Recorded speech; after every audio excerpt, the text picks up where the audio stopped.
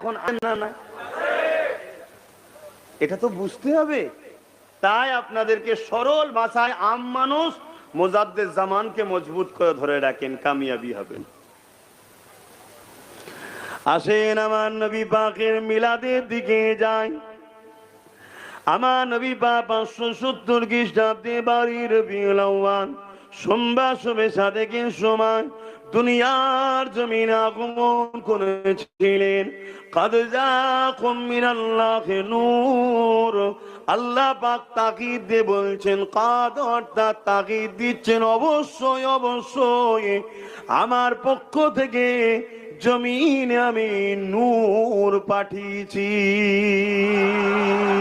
এই নূরকে তুমি আমি তর্ক করে ঝগড়া না করে, আল্লাহ নবী সাহাবী হযরতে আব্বাস রাদিয়াল্লাহু তাআলা তিনাকে জিজ্ঞাসা করি, তিনি বলতে লেগেছেন এই নূর ইয়ানি মুহাম্মদ রাসূল। এই নূর ইশারা আল্লাহ আমার নবী পাকের কথা বলেছে।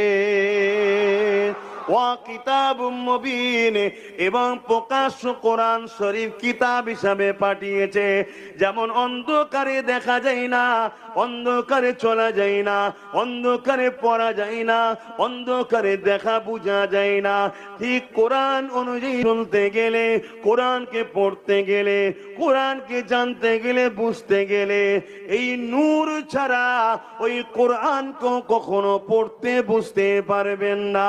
তাই আল্লাহ বললেন, কাদ জাকুম মিনাল্লাহি নূর ওয়া কিতাবুম মুবিন। আমি নূর পাঠিয়েছি এবং প্রকাশ্য কিতাব পাঠিয়েছি। এই প্রকাশ্য কিতাবটাকে জানতে বুঝতে দেখতে গেলে এই নূর দ্বারা তোমায় জানতে হবে। তাই আম্মা জান আয়েশা সিদ্দিকা রাদিয়াল্লাহু তাআলা আনহা বলে, কানা খুলুকুল্লাহুল কোরআন।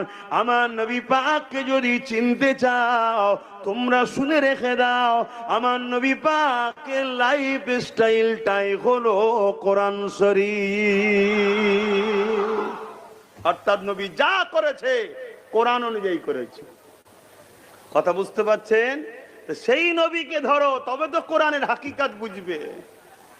সামান্য বিশ্ববিদ্যালয়ের ইংলিশ লেকচার কি রাত, এক রাত্রি ইবাদত করলে 1000 মাসের ইবাদতের নেকি হয়। জোরে বলুন সুবহানাল্লাহ।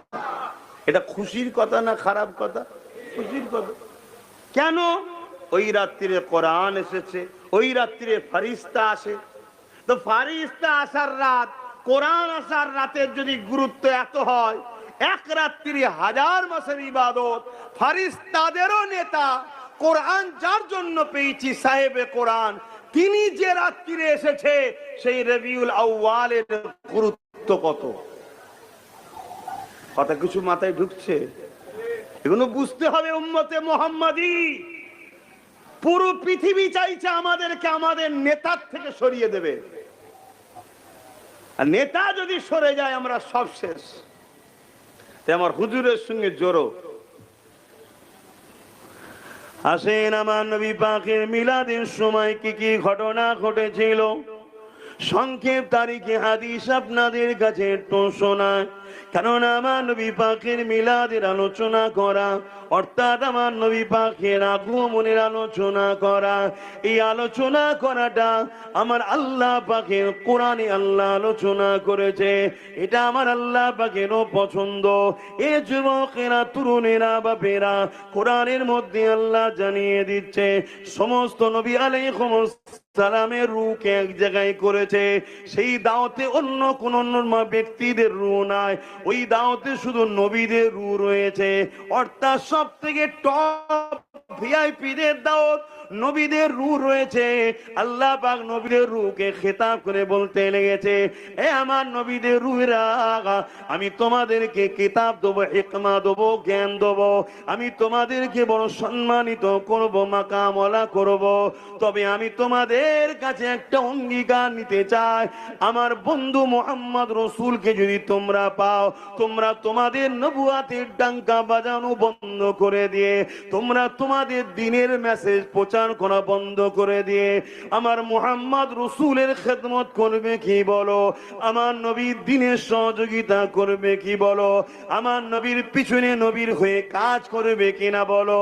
নবীদের থেকে সাক্ষী নিচ্ছে আমার নবীর খেদমত করার জন্য, আমার নবীর সহযোগিতা করার জন্য সঙ্গে সঙ্গে বাপ আদম থেকে শুরু করে ঈসা আলাইহিস সালাম সমস্ত নবীদের রূহরা বলেছেন আল্লাহ পাক আমরা সাক্ষী দিলাম মুহাম্মদ রাসূলকে আমরা খেদমত সহযোগিতা করব।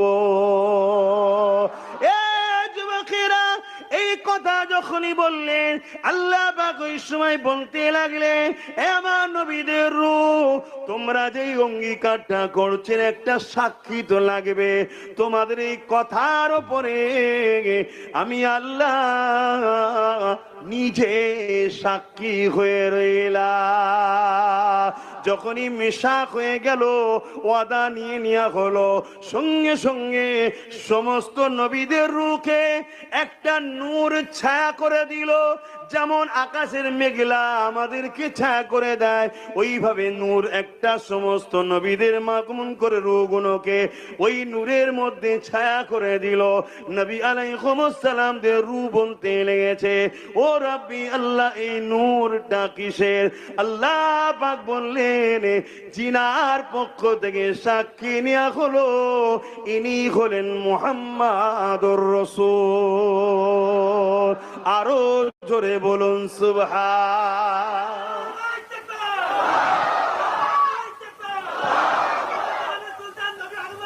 জিন্দাবাদ, আল্লাহু আকবার।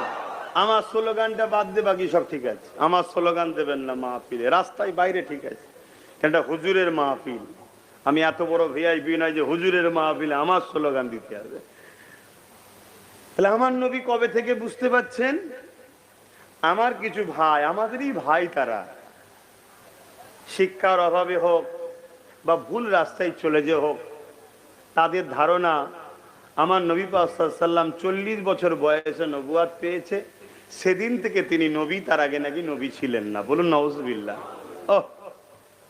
আল্লাহ মাফ করেন। তাহলে নবীদের রূহের কাছে সাক্ষী নিচ্ছে আমার নবীর পক্ষ থেকে, শুনছেন তো?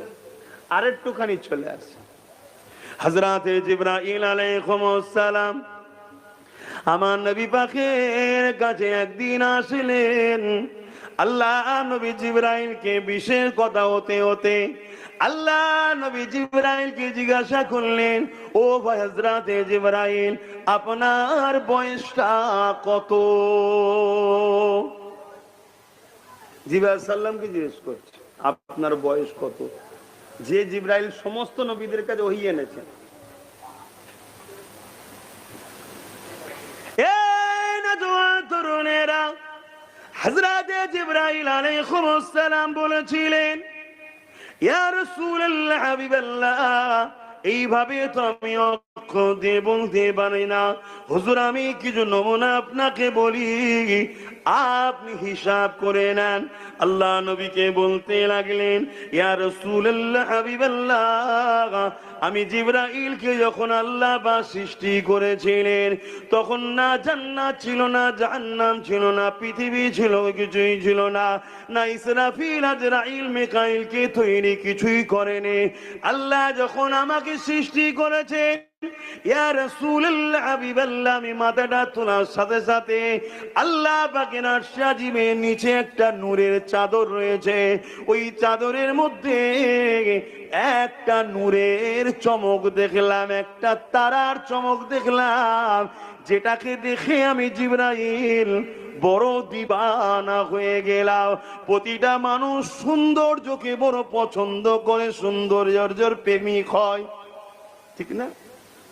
আমরা বাচ্চাদের, তাকে যদি অমুসলিমেরও ছেলে হয় বাচ্চা দেখলে ভালো লাগে, ঠিক না বেঠিক? কেন? সুন্দর, বাচ্চাদের সুন্দর লাগে, ঠিক না?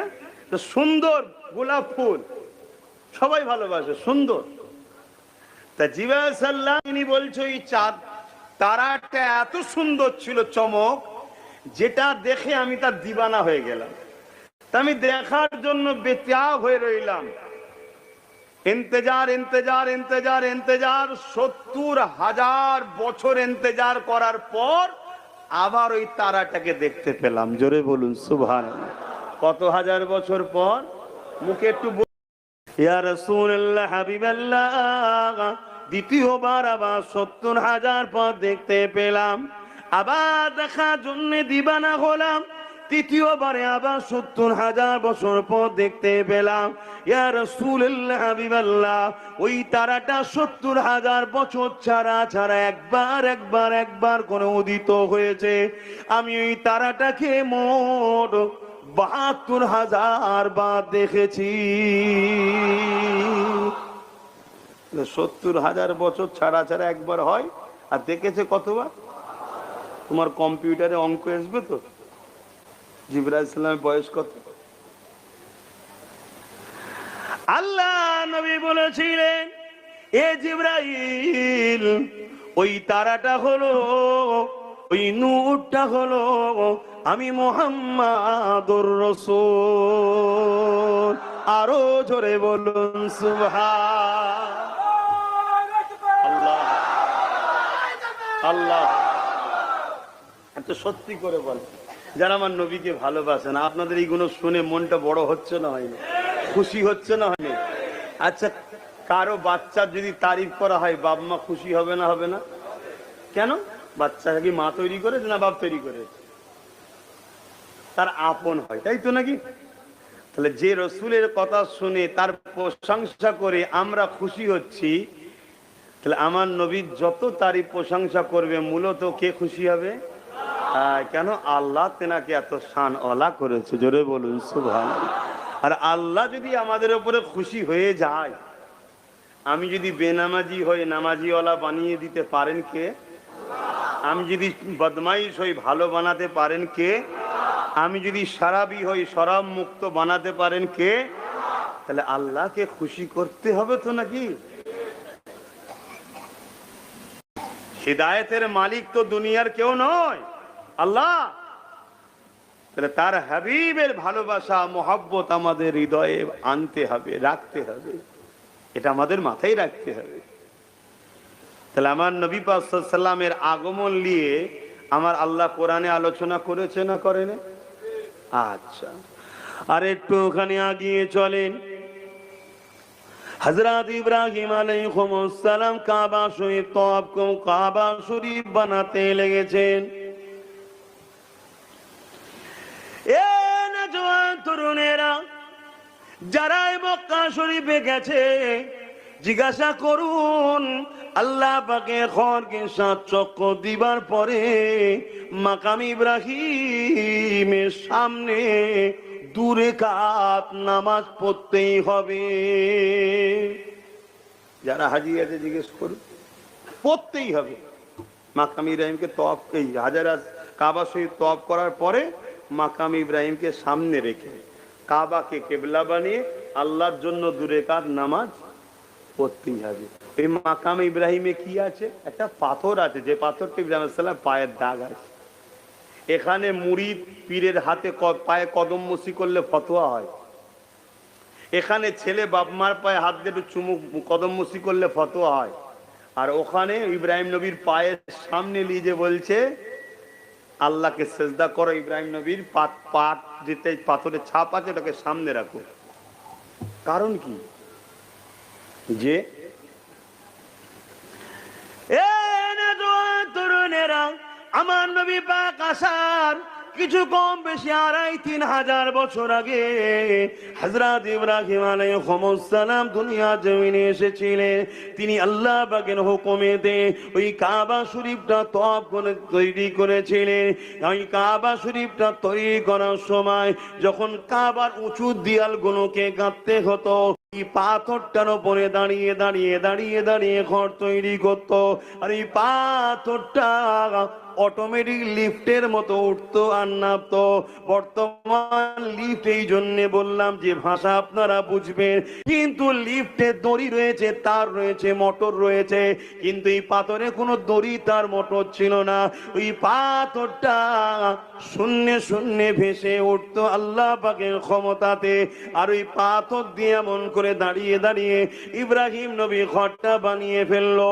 এই ঘর যখন বানানো হয়ে গেল, ইব্রাহিম নবী দোয়া চাইতে লাগলেন, ও রাব্বি আল্লাহ পাক, আমি ঘর বানিয়েছি, আমাকে মজুরি দেন। অনেক দোয়া চেয়েছে, তার মধ্যে যে বিষয়টা আজকে আলোচনা, এই দোয়া চাইতে চাইতে বলতে লাগলেন, আল্লাহ পাক, আমি ইব্রাহিম আপনার কাছে একটা বড় তামান্না আরজু রেখেছি। আমার এই দোয়া আপনার কাছে রয়েছে। কি দোয়া? আল্লাহ পাক, ওই যে জিনাকে না বানালে কোনো কিছু বানাতেন না, জিনাকে আপনি সব থেকে বেশি পিয়ার করে, আপনার সাথে নামের সাথে জিনার নাম রেখে দিয়েছে। আর আজিমের উপরে লা ইলাহার পাশে জিনার নাম রয়েছে, হুরেদের চোখে চোখে জিনার নাম রয়েছে, ফেরেশতাদের জবানে জবানে জিনার নাম রয়েছে। আল্লাহ পাক আপনার পেয়ারা নবী মুহাম্মদ রাসূলুল্লাহকে যে পাঠাবে, আল্লাহ পাক আপনার কাছে দোয়া চায়, ওই নবী পাকের মিলাদটা জানো, আগমনটা জানো, আমি ইব্রাহিম আমার আওলাদের আওলাদ খানদানে হয়।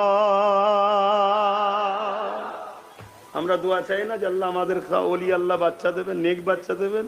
ইব্রাহিম নবী চাইছে আল্লাহ ওই বাচ্চাটা, ওই নিয়ামত হলো আপনার বন্ধুটা আমার নসলে যেন আসে, আমার খানদানে যেন আসে।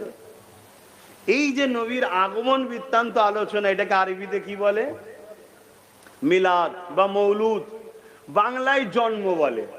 জন্ম বৃত্তান্ত ঘটনা যে আলোচনা হয় যে মাহফিলে, ওই মাহফিলকে বলা হয় মিলাদের মাহফিল। অসুবিধা হচ্ছে? একটা কেউ বই লিখবে জীবনী, আব্বাস সিদ্দিকীর জীবনী, তা আমার ছোটবেলাটা ওই জীবনীতে থাকবে না? থাকবে না? শৈশব কৈশব থাকবে না? থাকবে না? বাপের নাম মায়ের নাম কুনিয়াত কি আছে তা থাকবে না? থাকবে না? তা আমার নবী পাকের লাইফ স্টাইলের শিশুবেলাটা থাকবে না? এই শিশুবেলার আলোচনা যেখানে হয়, ওই মাহফিলকে কি বলে একটু বলবেন তো? মিলাদের মাহফিল। বলুন বলুন। হ্যাঁ, আরবিতে মিলাদ বলে, বাংলায় জন্ম বলে, কিন্তু আমার নবীর শানে জন্ম বলবো না। কেন? সব বাংলা কথা নবীর শানে লাগানো যায় না। নবীর শানে উপস্থিত হওয়া, আগমন হওয়া। কেন? আমার নবীর জন্ম বাপ আদম আলাইহিস সালাম যখন পানি কাদার সঙ্গে মিলেছিল, তারও হাজার হাজার হাজার বছর আগে আমার নবীর জন্ম হয়ে গেছে। জোরে বলুন সুবহানাল্লাহ। আল্লাহ পাকের কুদরতি কাছে আল্লাহ রেখে দিয়েছিলেন। কথা বুঝে আসছে? 63 বছরের দুনিয়াবি জিন্দেগি আমার নবী পাককে আল্লাহ দুনিয়ায় পাঠিয়েছিলেন। অবশ্যই তিনি বাশার, অবশ্যই তিনি মানুষ, এবং কুল কায়নাতে যত মানুষ আছে, বাপ আদম থেকে নিয়ে শুরু করে পৃথিবীর শেষ মানুষ পর্যন্ত, সব থেকে দামি, সম্মানিত, বড় সর্বদিক দিয়ে মুহাম্মদ সাল্লাল্লাহু আলাইহি ওয়াসাল্লাম। জোরে বলুন সুবহানাল্লাহ। কিন্তু মানুষ, ফেরেশতা নয়, জিন নয়। কথা মাথায় ঢুকছে? মানুষ তো নাকি? তো মানুষেরই তো মিলাদ হয়, তাই তো নাকি? জন্ম হয় কার? মানুষেরই তো। আল্লাহর জন্ম আছে? কথা বলে? তাহলে আল্লাহর মিলাদও এই মিলাদ হয় নাকি আল্লাহ? তাহলে মিলাদ করে আমরা দুনিয়াকে সাক্ষী দিচ্ছি, দেখো মুহাম্মদ রসুল খোদা নয়, মুহাম্মদ রসুল হলেন খোদার বান্দা। তাই তিনার জন্ম মিলাদ, বারবার বলছি, মিলাদ আগমনের আমরা মাহফিল করে প্রমাণ করে দিচ্ছি যে নবী আল্লাহর বান্দা। জোরে বলুন সুবহানাল্লাহ। তা মিলাদের বিরোধী করবেন না, এটা হাস্যকর বিষয়। উম্মতে মুহাম্মাদি দাবি করে নবীর মিলাদের সমালোচনা করে। হ্যাঁ, খ্রিস্টানরা আলোচনা করে আমাদের ঈসা যে ঘরে জন্ম হয়েছিল, ওই ঘরের পবিত্রতা, ওই ঘরের দোয়া আল্লাহর কাছে কবুল হয়, আলোচনা করে। শুনছেন তো নাকি? আর আমাদের মৌলী সাহেবরা যদি আলোচনা করে আমার নবীর মিলাদ করলে ঈমান চলে যাবে, নবীর আলোচনা, জন্ম বৃত্তান্ত আলোচনা করা যাবে না, ওটা কোনো পবিত্রের ব্যাপার না, ওখানে কোনো বরকতি নাই, তাহলে এটা কি দুঃখজনক নয়? অথচ আম্মা জান আমিনা বলতে লেগেছে, আমার বাচ্চা যখন দুনিয়া জমিনে আসে, আমি আমিনা তাকে পাক পবিত্র করার জন্য চেষ্টায় যখন লাগলাম, আমি যখন এই মন নিয়ে তা দিয়ে তাকাতে লাগলাম, আমি আমিনা অবাক হয়ে গেলাম।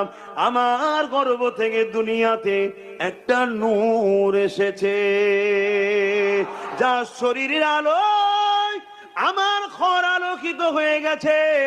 আর গায়েবী আওয়াজ আসতে লেগেছে, আমিনা রে, এটা দুনিয়ার অন্য কোনো বাচ্চার মতো বাচ্চা নয়, তোমার বাচ্চা দুনিয়াকে পাক পবিত্র করতে এসেছে। তার পাক নিয়ে তোমাকে ভাবতে হবে না, এ বাচ্চা পাক তো রয়েছে, এই বাচ্চা দুনিয়াকে পাক করতে এসেছে।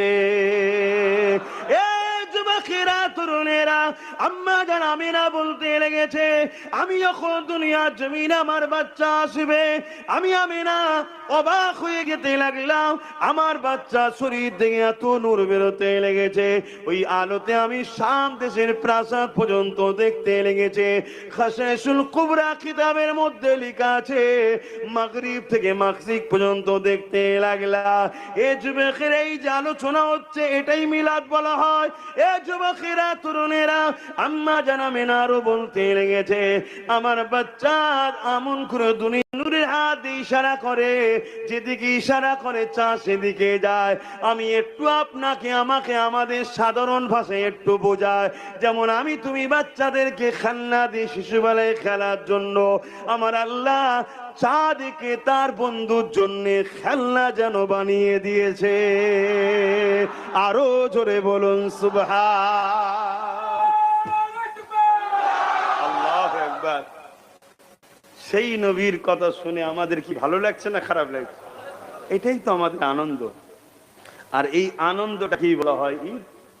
আর এই আনন্দতে আল্লাহ খুশি, এটাই হলো শুকরিয়া আদায় করা, আল্লাহর নিয়ামতের শুকরিয়া প্রকাশ করা হচ্ছে যে আল্লাহ আপনি আপনার হাবিবকে কি নিয়ামতওয়ালা করেছেন, কি শানওয়ালা করেছেন।